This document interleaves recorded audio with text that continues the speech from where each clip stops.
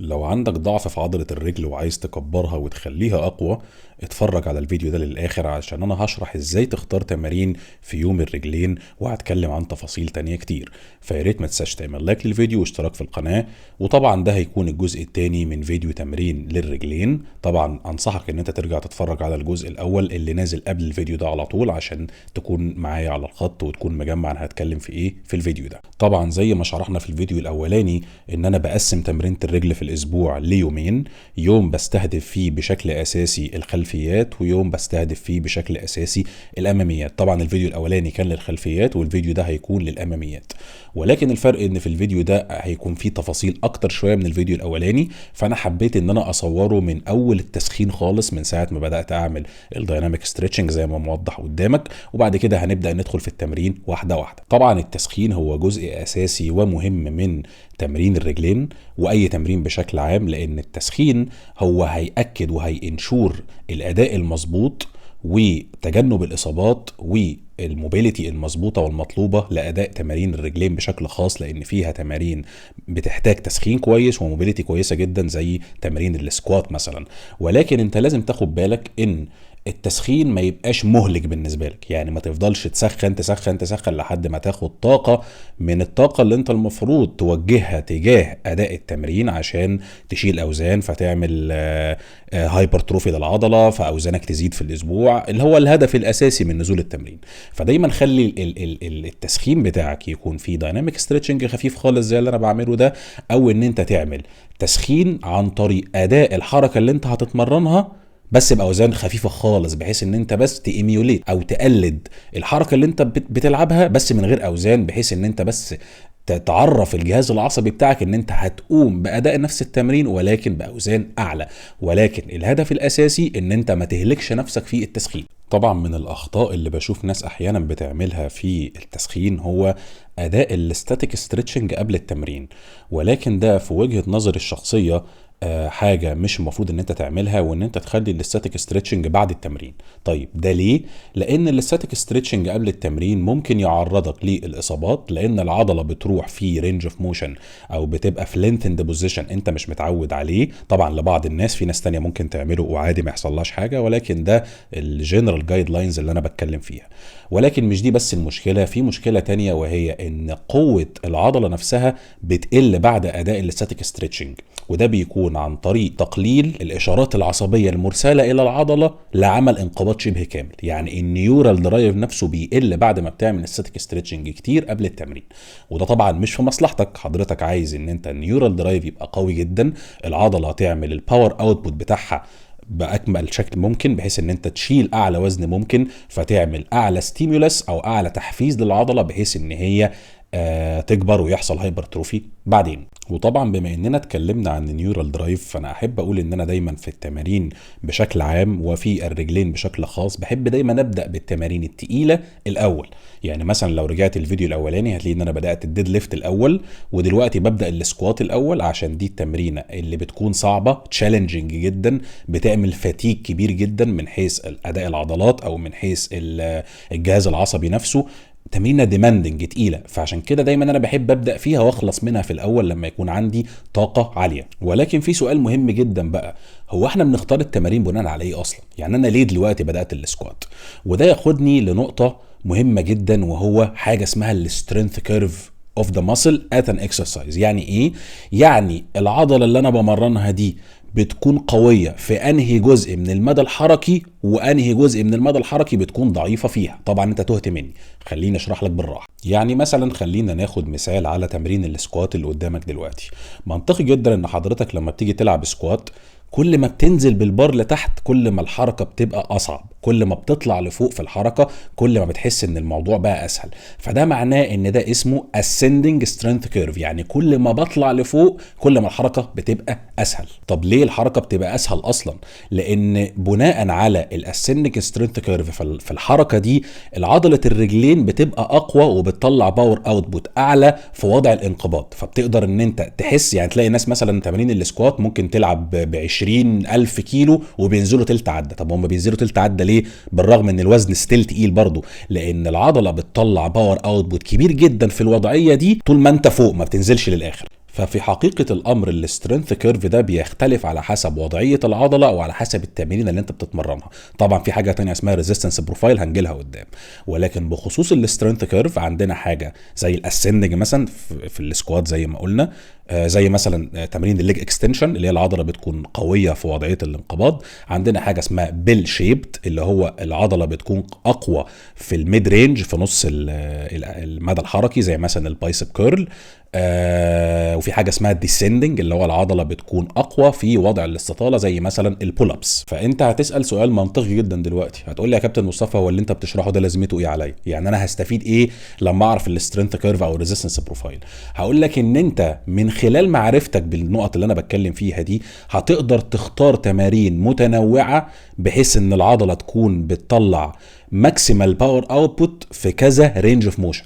يعني جزء من التمرين يكون مركز على العضله في وضعيه الانقباض، وجزء تاني مركز على العضله في وضعيه الاستطاله، فتقدر ان انت تنوع من التمرين عشان تعظم من المكتسبات العضليه. ونقطه تنويع التمرين دي تاخدني لنقطه تانية مهمه جدا، وهي الريزيستنس بروفايل او التمرين اللي انت بتتمرنه ده بيعمل مقاومه قد ايه من خلال الرينج اوف موشن اللي انت بتلعب عليه ده. لان احنا في النقطه دي هنلاقي ان في الناس مقسومه لجزئيتين، جزء يقول لك لا انا بلعب ماشينز بس عشان ثبات وامان واقدر احط وزن والريزيستنس بروفايل بتاعه جميل ومش عارف ايه، وجزء تاني يقول لك لا انا بلعب بلدي بس يا باشا، البلدي هو الحل. وفي حقيقة الأمر إن الاتنين ينقصهم عنصر الخبرة أو عنصر التجربة، لأن أنت المفروض تنوع في التمارين بتاعتك، يعني تلعب اجهزه وتلعب فري ويتس، لان الاختلاف في السترينث كيرف والريزيستنس بروفايل بيؤدي الى مور ماسل ديفلوبمنت او زياده في العضلات بشكل اكبر، لان انت فعليا بتحط العضله تحت الضغط وتحت الاسترس وبتعمل لها ستيميوليشن في كذا حته في الرينج اوف موشن وعن طريق كذا ريزيستنس. ولكن برضو حته الريزيستنس بروفايل والسترينث كيرف ده في بعض الناس توكت سو فار، يعني كبروا الموضوع زيادة عن اللزوم، بداوا يحللوا كل حركه وكل حاجه بتعملها في الجيم، وده يعني على قد ما هو حاجه كويسه على قد ما هي حاجه اوفر ويلمنج قوي او بتدخل الناس في تفاصيل زياده عن اللزوم مش هتكون مفيده ليك. حضرتك كواحد قررت ان انت تنزل الجيم لازم تكون فليكسبل، لازم ما تبقاش قفوش، لازم تكون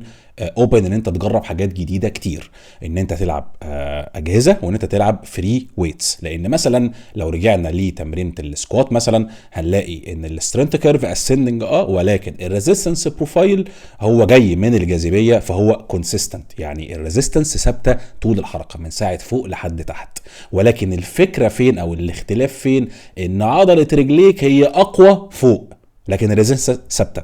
ودي طبعا تلاقي ناس بتقول لك ايه، لا والله ده تمرينه السكوات ملهاش لازمه اصلا، لان هي انت بتبقى بتبذل مجهود عشان تثبت نفسك. ما هي الفكره ان التمارين مش كلها هايبرتروفي بس، يعني انا مثلا دلوقتي بلعب قدامك لانجز، اللانجز ممكن يكون مش احسن حاجه من حيث الهايبرتروفي، ولكن في جزئيه بالانس، في عضلات تانية في الجسم بتساعد على البروبيوسبشن. مثلا في عضلات تانية انت مثلا لو حسنت البالانس ممكن تحسن وقفتك في تمارين تانية، او الباور اوتبوت بتاعك في تمارين تانية بتكون فيها ثبات على الجهاز مثلا. فلازم تكون نظرتك شاملة، ما تكونش نظرتك ضيقة في حتة معينة بس. وبمناسبة النظرة الضيقة او الناس اللي بيكونوا بيفضلوا نوعية تمرين معينة عن نوعيات اخرى، انا افتكرت دلوقتي مثلا ان احنا نتكلم عن نقطه الهاي انتنسيتي لو فوليوم او المودريت انتنسيتي هاي فوليوم. في ناس تقول لك لا اللو فوليوم هو احسن حاجه، وناس تقول لك الهاي فوليوم هو احسن حاجه.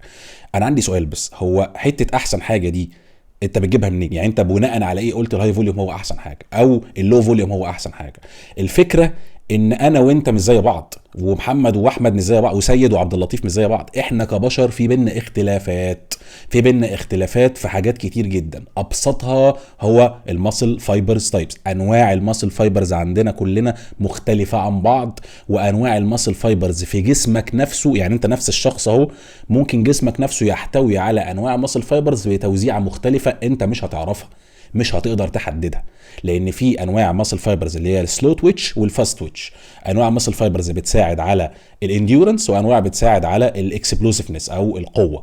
فانت المفروض تكون نظرتك شامله، يعني تتمرن لو فوليوم وهاي فوليوم، تتمرن حاجات كده او حاجات كده، لان ممكن تكون في نفس التمارين بتاعتك او في نفس العضله مثلا. يعني مثلا تمرينه زي تمرينه الكتف هتلعب شولدر بريس مثلا لو فوليوم هاي انتنستي، لكن هل انت المفروض او هل انت لو لعبت هاي انتنستي لو فوليوم في تمرين زي الرفرفه الجانبي هتحس بنفس الاحساس او هتعمل نفس المسل ستيميوليشن؟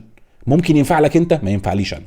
فحته التعميم في شده التمرين، انا بالنسبه لي دي حاجه مش مظبوطه. المفروض ان انت تتمرن بشده تمرين متفاوته، لان انت نفسك اصلا نفس الشخص اهو النهارده غير كمان سنه غير من سنه فاتت، ممكن الريسبونس بتاع جسمك يختلف. وانا كل ده بكلمك في فروقات منطقيه ماسل فايبرز وبتاع، انما في فروقات تانية، فروقات جينيه بقى في الريسبونس بتاع جسمك للعضلات اصلا وللريب رينج اللي انت بتتمرن فيه. انا كنت عملت حلقه عن الفروقات الجينيه في الجين ترانسكريبشن، دي حته صغيره جدا من حلقه كبيره جدا. الموضوع يا جماعه اكبر من كده بكتير. فالتعميم اصلا غلط. ده انا كمان ما جيتلكش في حته الاصابات والمستوى التدريبي. يعني انت مثلا تخيل واحد يكون مش فاهم حاجه واتفرج على واحد بيقول لك الهاي انتنسي هو الحل والعب 6 ل 8 عدات باعلى شده عندك، وهو اصلا عنده اصابه مثلا او عنده ارتفاع في ضغط الدم وهو مش عارف، او مثلا لسه مش متمكن من اداء التمارين بشكل مظبوط، وجي قام داخل هاي انتنستي فجاه وحاطط اوزان تقيله جدا فجاه. طب ما الشخص ده ممكن يحصل له مصيبه. فالتعميم بشكل عام غلط، لان انت ما تعرفش اللي قدامك ده عنده ايه اصلا. اذا علشان تكبر عضلات الرجل لازم تبقى فاهم كويس السترينث كيرف والريزيستنس بروفايل بتاع التمارين اللي انت هتتمرنها، وتعرف ان انت تنوع ما بينهم، تلعب تمارين ما بين الاجهزه وما بين الفري ويتس. ولما تلعب على الجهاز لازم تاخد بالك من البيفوتس او محور الدوران بتاع الجهاز فين، وتعمل الاين ما بين محور الدوران وما بين المفصل بتاعك. يعني مثلا تمرينه زي السمانه اللي انا بلعبها دي، لو لاحظت هتلاقي الجهاز ليه بيفوت كده بيلف معين، انا حاطط المفصل بتاع الرجل على نفس المستوى بتاع البيفوت عشان الريزيستنس بروفايل او تحميل الاوزان اللي انا حاططها على الجهاز تكون متناسبه مع المفصل بتاع رجلي، فابدا احس بالوزن اكتر. فانت لازم تظبط الريزيستنس بروفايل والسترينث كيرف، لازم تظبط الريب رينج، لازم تمرن التمرينه في ريب رينج متنوع من اول 6 ل 8 عدات لحد 20 عده واحيانا 25 عده كمان. ما تبقاش قفل، جرب على نفسك، ما تاخدش الريسيرشز دي ان هي قرآن ولا انجيل ان هو كلام سماوي، لا جرب على نفسك ارجوك. لان انا اعرف ناس كتير كانوا بيقولوا حاجة ولما جربوا لقوا حاجة تانية خالص والريسبونس بتاعهم ظبط. انا واحد من الناس مثلا عضلة السمانة عندي ما ظبطتش الا لما زودت في الريب رينج جدا جدا. ممكن اخش لي في المجموعة مثلا 30 عدة، طبعا مش شرط في الفيديو اللي انا مصوره ده، ولكن في اوقات تانية انا كنت بلعب 25 30 عدة، ومن ساعتها وبدات الاحظ تطور في عضلة السمانة. هل ده معناه ان انا ان الريب رينج العالي غلط؟ لا مش غلط، ولكن هو كان مفيد بالنسبه لي انا في حالتي انا. طبعا لو كملت الفيديو لحد دلوقتي احب اشكرك، لان تكملتك الفيديو بتساعد القناه على الانتشار. ويا ريت ما تنساش تعمل لايك للفيديو وسبسكرايب للتشانل وتعمل لي فولو على فيسبوك وانستجرام. بمناسبه انستجرام، طبعا انا عندي مشكله في اكونت انستجرام بتاعي بسبب دعمي للقضيه. فطبعا انستجرام بوظوا لي الريتش خالص، بقيت انزل مثلا ستوري تجيب 20 30 فيو وانا عندي اصلا 34 الف فولور. فطبعا اضطريت ان اعمل اكونت انستجرام جديد. طبعا انا هحط اليوزر نيم بتاع اكونت انستجرام الجديد في صندوق الوصف، وهتلاقيه على الموقع. لو دخلت على الموقع هتلاقي ايكون انستجرام، دوس عليها هيدخلك على اكونت انستجرام الجديد. يا ريت تعملوا لي متابعه، وشكرا ليكم يا شباب، وسلام عليكم.